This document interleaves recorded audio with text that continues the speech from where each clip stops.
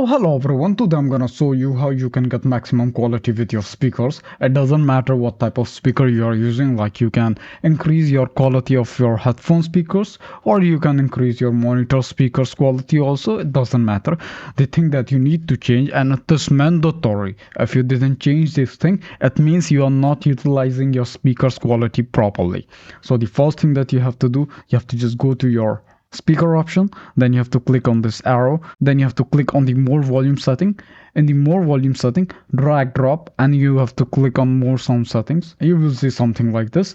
And this one, what you have to do, you have to select your speaker. Suppose I want to improve my monitor sound, so what you have to do, you have to double click on this one and then you have to click on advanced, and in the advanced section you have to tick the maximum studio quality. For every PC it is different, so for mine it was like studio quality. It may be in your case like it maybe contains more three options also. It doesn't matter, just you have to select the last one. It will just give you the maximum quality, and that's the thing. And then you have to press OK, and then you have to apply. And after that, when you listen your audio, you will listen like a crystal clear audio from your speakers. Okay, so that's the tip of the day, and that's it for today. Thank you for watching.